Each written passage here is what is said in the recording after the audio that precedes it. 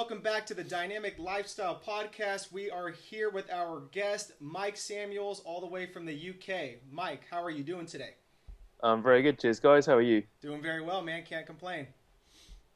So, Mike, we always like to start off our podcast with our guests to really just kind of, understand your background, know your story. So if you can kind of give us a little bit of information on who Mike Samuels is, that'd be awesome. Yeah, of course. Well, I suppose I got started in fitness because I was always the fat kid at school. So I quite liked sports, but I liked eating even more. And so I decided that I went through sort of various decisions with what I wanted to do for work and a career and stuff.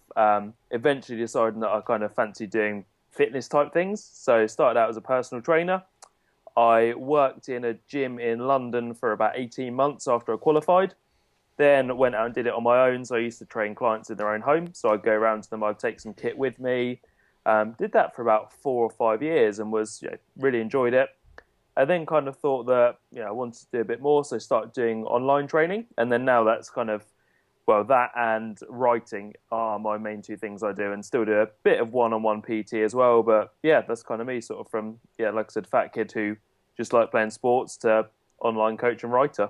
That's a great story, man. I just want to acknowledge you really quick on your writing, too. I love some of your articles you put out, so always putting out good content, so thank you so much. Oh, cheers, guys. Appreciate it. Yeah, so something that always fascinates me, man, is when I talk to personal trainers and they kind of have this aha moment, or it's this breakthrough moment, or this period where they just kind of realize, you know what, I want to maybe go the online route. I want to expand, my value as a personal trainer to others out there in the world. So when was that moment for you that kind of you were like, you know what, I want to test out the online world. I want to test out being an entrepreneur. I want to create my own business. Well, for me, I think it was probably, I suppose, about 3.5 years ago when I was pretty much fully booked with PT, but was kind of thinking that, this isn't something that I think I can sustain forever, because I was doing the typical 15, 16-hour days, working 7 days a week and stuff. And I'd had my website and was just keeping it as a blog for a while, and then had an article called How Clean Eating Made Me Fat and Ice Cream and Subway Got Me Lean. And then a guy who we all know quite well, Lane Norton, shared it, and things just went crazy. And overnight, I had about 15 inquiries saying, how do I sign up for you with online coaching? And I didn't even really know what online coaching was at the time. And I thought, well, it's obviously something people want, so maybe I should offer it. So I did that and kind of got things set up as quickly as possible. And it just kind of, I was going to say snowballed. That makes it sound like it was really quick. It's not. It's been quite not a lengthy process either, but it's been something that's just been quite consistent, really, and built up. But yeah, sort of took on online clients, got fully booked with that, and then started doing things like the more article writing, contributing to other sites, had a couple of ebooks and products out. So it's really been just a, I suppose, gradual process, really, from that initial catalyst that was people asking for it before I even offered it. And then I thought there's an opportunity there. So yeah, the rest is history, I guess. Yeah, that's awesome, man. That's a super catchy title just right there when you told me. I just grabbed my attention. I was like, holy shit. So where do you come up with these catchy titles? Because every time you put out an article, it does catch my attention. I'm not going to lie, man. And it's the headline is just awesome. So where do you come up with that? I think for me, I've been quite lucky that I've had some coaching from copywriters. So guys who write adverts and stuff like that, which, whilst I'm not a massive marketing guy and I'm not a sales guy at all, I've had no training in sales whatsoever. I think there's definitely benefit to learning how to write a headline, and there's certain buzzwords and trigger words you can use. There are different styles as well. So article titles have things like X tips for so-and-so, or numbers in the title work well.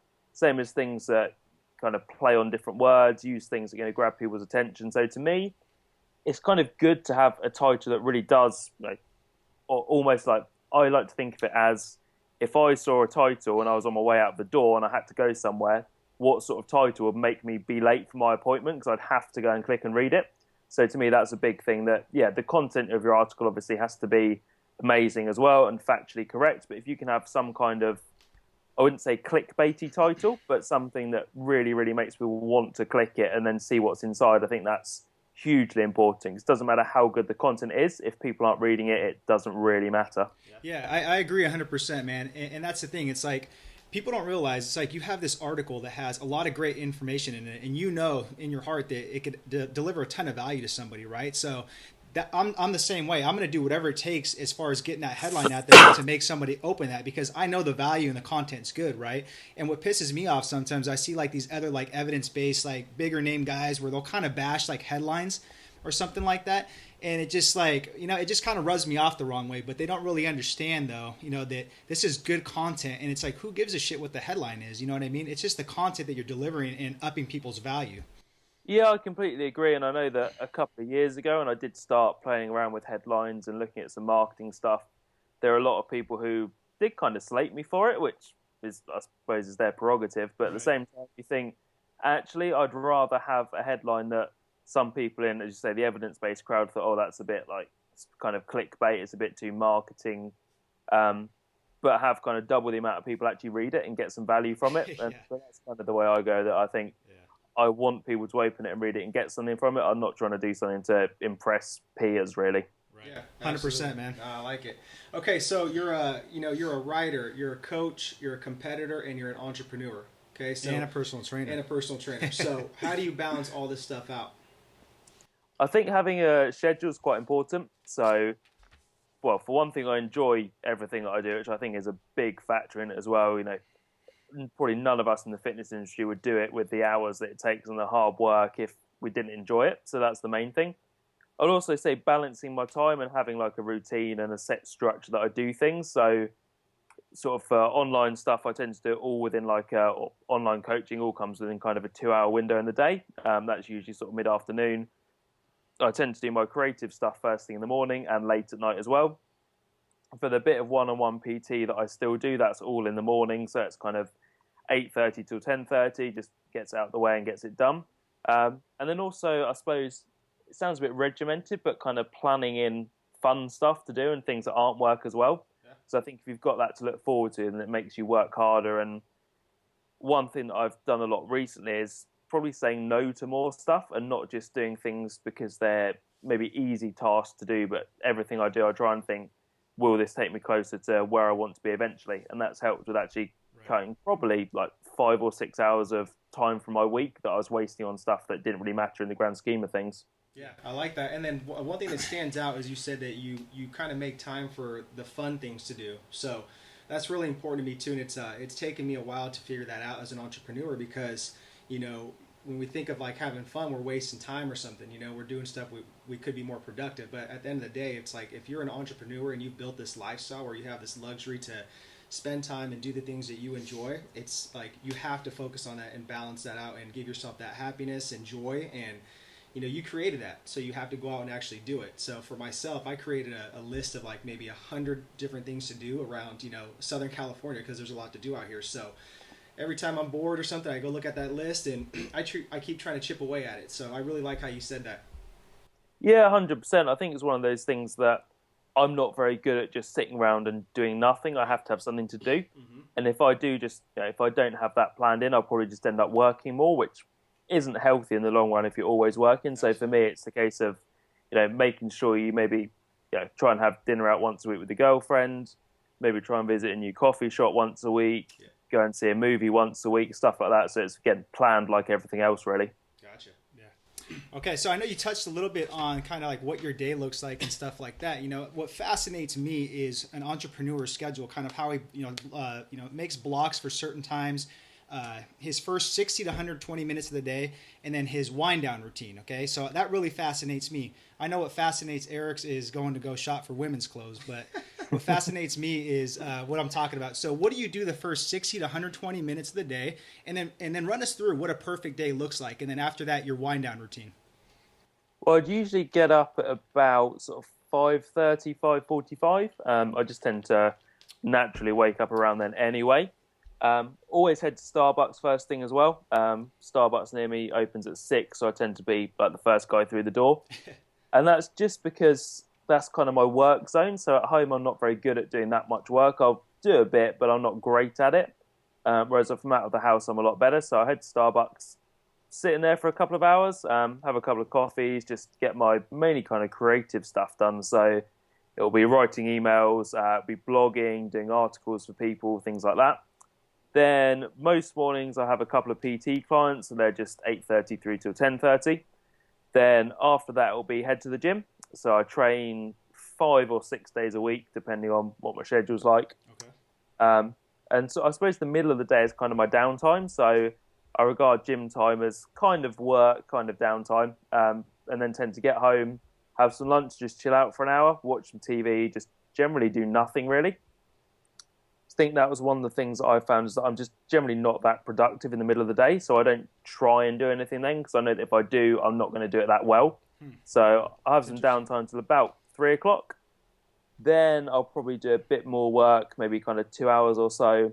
Another 30-minute break, then I'll do another couple of hours till kind of 7:30, 8. And I suppose in terms of like working day, that's sort of the perfect working day for me because there's quite a bit of work in there, but it's varied. I've got regular breaks going through. And then wind down routine, I suppose I'm kind of fairly traditional really. It tends to just be cook some food. Do quite like cooking. I'm not a great cook by any means, but I quite like putting something together rather than just going out and grabbing something or sticking something in the microwave. I like to actually cook something.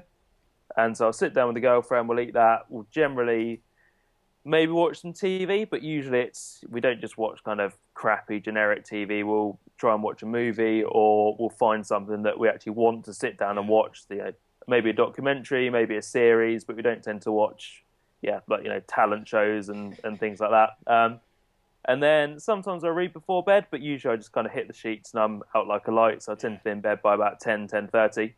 And I suppose that's a typical day really. So it might seem quite boring, but I actually really enjoy general day-to-day life. Yeah, no, that's awesome, man. Thank you so much for being so detailed about that. And I really liked how you said that you identified that part during the middle of the day is when you're not productive. And I think that's really cool you did that, man, because for all these people that are listening, I think you guys should sit there and try to identify when you guys are most productive and least productive, because it's really, really important, So thanks for pointing that out. That was big. Yeah, I think that was one of the things that I used to try and work through that because I thought, well, it's the middle of the day and everyone else is working, everyone who does a 9 to 5 job's working, right. So I should be too. And then I realised actually probably 6 till 8 in the morning and then maybe 5 till 7:30 in the evening are my best time. So I do other stuff outside of that, but I can probably get double the amount of work done in the same amount of time in those hours than trying to do too much in the middle of the day. So it just kind of works for me, really. 100%. Gotcha. Yeah. Okay. So then kind of shift gears here. So, we all have like obstacles, challenges in life. So what is your biggest challenge right now in life that you're facing? Probably still saying no to things. I know I mentioned earlier that I do that more now, but I still could do saying no to a bit more stuff. And while I don't think I procrastinate nearly as much as I used to, at the same time, I'll often put stuff off or I'll think of the potential negatives in doing something. So, for instance, if I'm putting together a new product or writing a blog post, I'll think, well, what if no one buys it? What if no one reads it? And that might put me off doing stuff. Nowadays, I'm just kind of have more of a screw it mentality and just go ahead and do it anyway. Yeah. But that's probably something I still need to get a bit better at, of maybe researching something a bit more before I do it, so I know it's kind of guaranteed to be a success. And yeah, like I said, saying no to stuff as well is still kind of a bit of a weakness of mine. Gotcha. So what is it that's so difficult that you find about saying no to people? I think probably because when I started out, like you're going to hurt their feelings, offend them, like.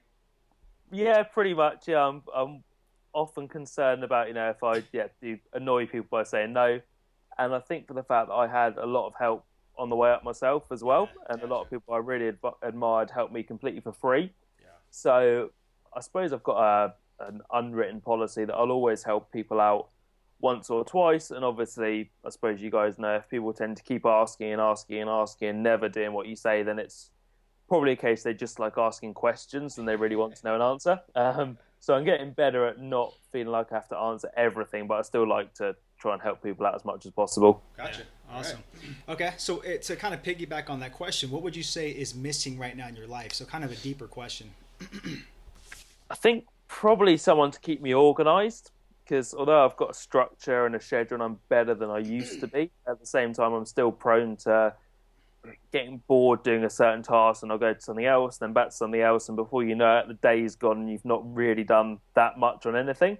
which has its pros and cons. It makes the time goes quicker, but at the same time, I think I could do with focusing a bit more. So someone to do all that kind of stuff, maybe organise my technology a bit better as well, because that's something that I'm terrible at.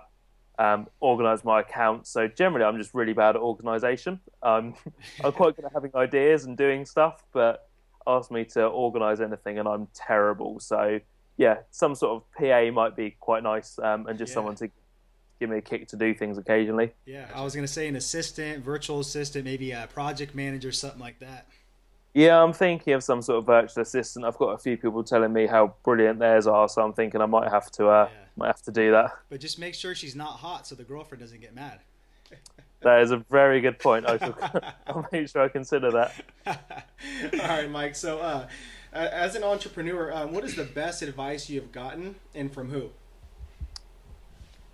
I would probably say relates back to my last point actually. I think it was actually a post that John Goodman put out ages ago saying about just try and help people, and everyone needs a niche, and one niche you can have is being the guy who does help everyone and who always interacts and comments and networks with people. And so I kind of figured out that I was never going to be the biggest guy or the strongest or the leanest or the most clever, but I could be the guy who you know, would help out people and could write some cool articles and put out lots of content. So I think that, I suppose that's kind of twofold. So one, it's like finding your niche and making sure you always do that. And second, it's just be willing to give up some time for free to help people out. And I think those two things have probably helped me get further than I would have done otherwise. Yeah, I like that. And Chris and I are huge proponents of this.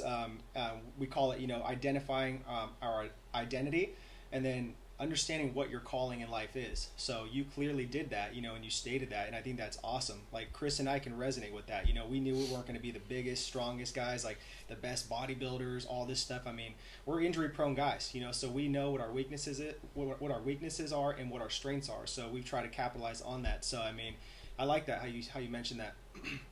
Yeah, I think it's important because a lot of people see the people they admire doing quite well and maybe try and copy that. But Absolutely.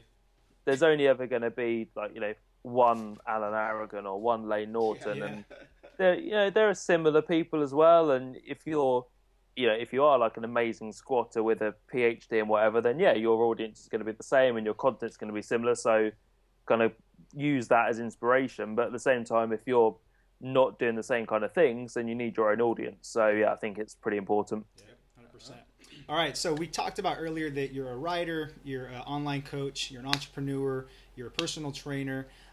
So let's say that you have an 18-year-old coming up to you, and you have all this experience that you've gained, all these people that have helped you out, mentors, stuff like that. What is the one piece of advice you would tell this 18-year-old? And you would kind of look at it if it was yourself, when you were 18, but you have all this knowledge you gained. It would definitely be just to stay consistent. So provided you've got a good grasp of where you want to go and how you're going to get there, just be really consistent with it, because when you're starting out, it's really, really difficult. Mm-hmm. People don't really interact with you. No one knows you. You've probably not got much of a following. You're putting out stuff that you think is awesome and no one is really noticing it or even seeing it. But it's the case of being consistent with it then gets you known as the person who does X or Y, or people start to like you, they enjoy your content, people start to follow you basically. And I think a lot of people give up really, really early on because they put a lot of effort into it, don't see much in the way of returns, and then think, well, there's no market there for me, or it's already been done before. And actually the guys who are most successful now are probably just the ones who've been the most ferocious in terms of what they put out. And there are overnight successes, I guess, and people who go viral with one post and build a business from that, or people who just make all their money from posting shirtless pictures on Instagram. But there's always going to be people like that. Right. But I think anyone, provided they're passionate about something in health and fitness, can make a success of it to some degree with just being consistent and staying on their message. So that would be what I tell the 18-year-old me would be just kind of keep going with it. Yeah, I agree 100%, because the thing is, like, these days with all the technology and, the patience is very little these days with wanting to advance. People want to be millionaires like at 18, 21 years old. And especially in the fitness industry, if you look at all these big name people like the Lane Nortons, the Alan Aragon, Brett Contreras, Brad Schoenfeld, everybody just sees the end product, which is what they're doing right now. But nobody sees what they did, the blood, sweat, tears, the trenches, the entire process these guys went through, the fucking ups and downs, right? So, yeah, I think that's spot on, man. Just consistency, patience, and just keep going through with it. Yeah, I guess it's like that, like the meme that goes around with the ocean and like the tip of the iceberg and that massive bit underneath, and everyone says, that's success, the bit above it, and that's all that people will see. They don't see the hours of research, the thousands of dollars you spend on courses, all like the failed business ventures and everything. So I suppose like training, the people who stay the most consistent, the ones you get the biggest and strongest. And in business, the people who stay the most consistent at putting out content are the ones who kind of get the reach and get the following in the end. Yeah, exactly. I really like the saying, it goes, everyone wants to take the elevator to success, but nobody wants to take the stairs. So yeah, very true. It's interesting. Yeah. All right, so next question, Mike. So what is your entrepreneurial vision for the next 10 years, and what do you want to deliver to the world?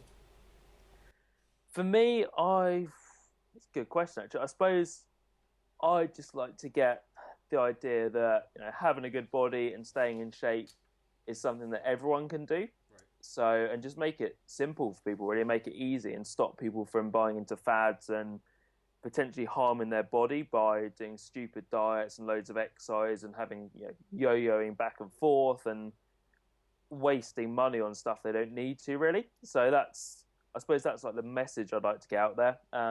In terms of doing that myself, I suppose kind of like to do it in a more passive way. So I think, grow a bigger following, sort of have more ebooks and courses and stuff, but just spreading the message generally that health and being in good shape aren't mutually exclusive, and you don't need to do anything stupid to get there, really. Gotcha. Love it. All right, so we're going to move into what we call rapid dynamic questions. Okay, so first question, what are you doing self-development wise right now? I'm always reading, so reading a couple of Seth Godin books at the moment. Nice.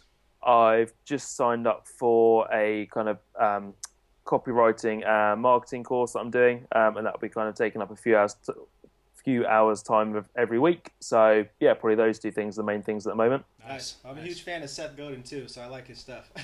Yeah, I only read one of his books fully a few weeks ago, having kind of followed bits and pieces for ages. But yeah, I've got another 3 since I read that one, so yeah, I can be reading a lot more. Yeah, try to subscribe to his daily newsletter. He puts out something good every single day, so I like it.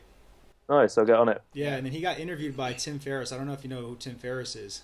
Yeah, he was actually big inspiration when I started out, because I picked up the 4-hour work week and just thought that's kind of the lifestyle I want. So yeah, that was a huge book for me when I started. Yeah, check out a couple of podcasts. So he interviews Seth Godin. They're really, really good. Oh, nice! I should check them out. So the next question is: when you hear the word successful, what comes to mind, or who comes to mind? I'd say it's someone who's having fun and doing what they want to. Okay. So whether a lot of people think it's money. If someone wants to earn lots of money, then to me, and if they are, then that's successful. Likewise, if someone wants to just have loads and loads of time to spend with their family and they're managing that, then I'd say that's success as well. Yeah. In terms of people who come to mind, I suppose the guy we just mentioned, Tim Ferriss, he seems to be the epitome of doing basically what he wants and making a lot of money doing so. So that would be someone who's successful to me.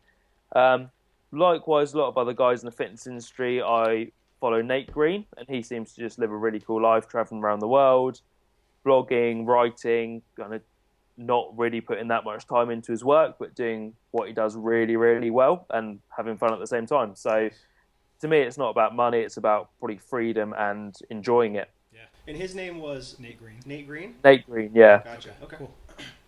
All right. So what are you doing training nutrition-wise right now? So it's obviously a fitness podcast, so we got to ask a little bit of fitness questions, right? Yeah, well, nutrition-wise, still being coached by Lane. Going on almost 5 years now, I think, since I signed up.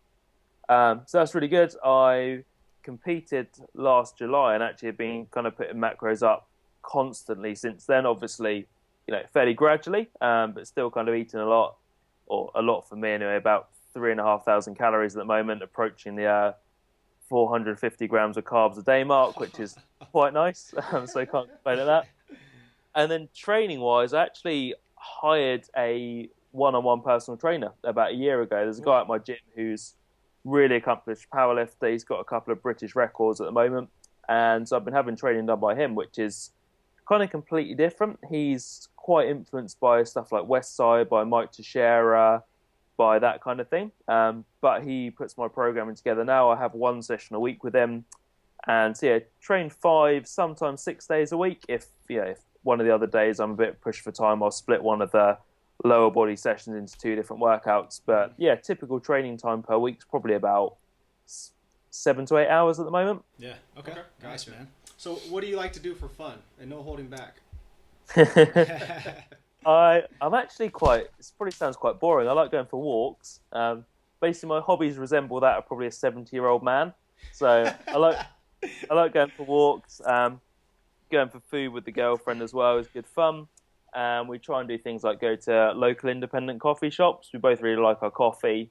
So that's kind of cool. As I said, do go to Starbucks every morning, but I try and, go to like the small local independent places as well. Yeah. And we're quite lucky with where we live. We've got cities fairly close. We've got countryside and we've got beaches and coastline. So getting out to places, we've got loads of places nearby where we can just go and sit on the water. Same, we've got some brilliant like forests nearby. So just getting out in the open air as well and getting away from the laptop and the phone for a couple of hours. So yeah, I'd say kind of boring old man hobbies, but that's what I quite like doing. I got some of those hobbies too, man. I like walking too, and I just think of it as like a therapeutic moment. Pop on a podcast, and I enjoy it. Yeah, it's awesome. Yeah, I think more people need to go out and do it, to be honest. Absolutely. All right, what are you most grateful for?